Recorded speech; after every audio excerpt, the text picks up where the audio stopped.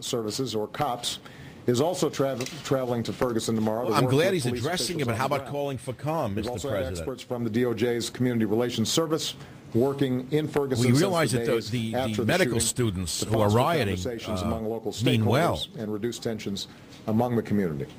So let me close just saying a few words about the tensions there. Okay. We have all seen images of protesters and law enforcement in the streets.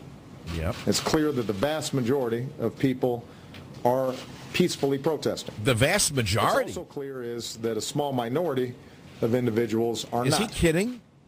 Well, I understand the What website is he reading? That arise over the death of Michael Brown. Giving into that anger by looting or carrying guns and even attacking the police only serves to raise tensions and stir chaos. Why don't you say that you're going to arrest them? What are you giving such a scholarly speech for? Just say you won't tolerate it. They're going to be arrested, and that's it. Oh, here comes the Schmendricks in the audience with questions now. Must be vigilantly safeguarded. Any minute now, the Schmendricks will ask the questions. There's no excuse for excessive force by police or any action that denies people the right. You see the moral equivalency of the social leftist? Do you understand what he just did? The rioters and the police are equally to blame. Do you catch this? So, to a community... I'll go back to Martha's Vineyard and have some Chardonnay and leave us alone.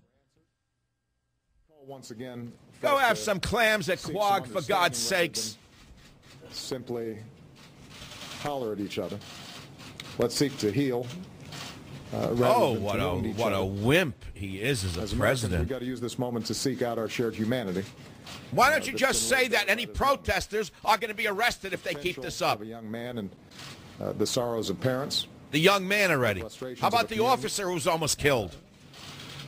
The ideals that we hold as one united American family. Oh, my God. The ideals of Karl Marx. In too many communities around the country, a gulf of mistrust exists between local residents and law enforcement. You mean the residents who are not working and robbing and looting and drug dealing? Those are the local residents. That's your constituency. Through initiatives like my brother, I have a great relationship with my police. Changing both perceptions. Because I don't loot, I don't rob, I don't sell drugs. And already we're making some significant progress as people of I goodwill shouldn't get agitated. of all races are ready to chip in. But that requires that we build and not tear down. And that requires we listen and not just shout. Oh, God. That's how we're going to move forward together. Yeah, right. Okay, sure. Mr. Balanced. And understand each other and not simply divide. Yeah, beat up the cop. That's all. That's the answer. Beat up the cop and we'll be on your side. Tight to those values in the days ahead. That's how we bring about justice. Oh, God, that we need a president in this country. So with that, I've got... when are we ever going to have a president in America? I'm going to start with Jim Kuhn, the AP. Right here, Mr. President. Yeah. When?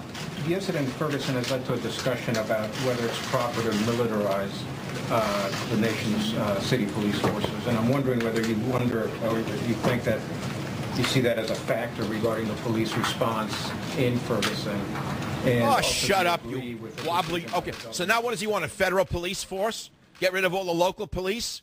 Why don't you just create the SS and the SA under Obama, a private national police force that answers to Eric Holder? Get rid of all the local cops. Let them turn in their guns. A good, reliable federal police force is what we need. That helps ensure... Okay, I've had enough. I can't take it. I'm too far gone with this guy to listen to him for another second. He was on the right track. He could have said, this is a terrible situation. Justice will be served. If anyone shows up with a Molotov cocktail or breaks a window, anyone who attacks a store is going to be arrested. We're going to throw the full weight of the federal law against any protester who does anything to violate the law. End of story. Go home. Go buy a new pair of baggy pants. Go sell another bindle outside of junior high school. But no, he didn't say that. No, he didn't say that, did he? I'm sad. I am so sad today for African Americans who worked so hard in this country to come so far, to have all of their gains evaporate under this administration. I mean, I'm sick. You got to understand something. I'm not happy with the situation. I'm sick over it. It's bad enough that we have these characters in the White House and in the Justice Department and everywhere else. But to see the gains of civil rights that have been made, let me tell you something.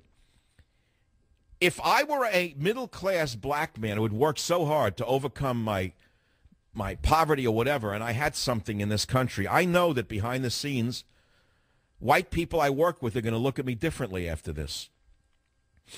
People who had come to kind of feel like they could accept, everyone and we can get along, they don't feel that way anymore. They're not going to look the same way at their co-workers after this. Do you understand this? Do you understand that after Holder's deviousness and Obama's deviousness, do you have any idea what it's like to be an African-American man in this country? Let's say man, because I'm a man. I can't even relate to being a woman. Pardon me. I'm projecting man. I'm trying to relate to how I would feel. It's the same way as a Jewish person would feel watching Baden, the medical examiner. It's about the same way as watching that happen. It makes you sick. When you see a guy like Michael Baden who wears his Jewishness as a weapon on his sleeve to justify what he does, it's enough to make people sick to see the kind of craven insanity that gets passed off as professionalism. All right, whatever.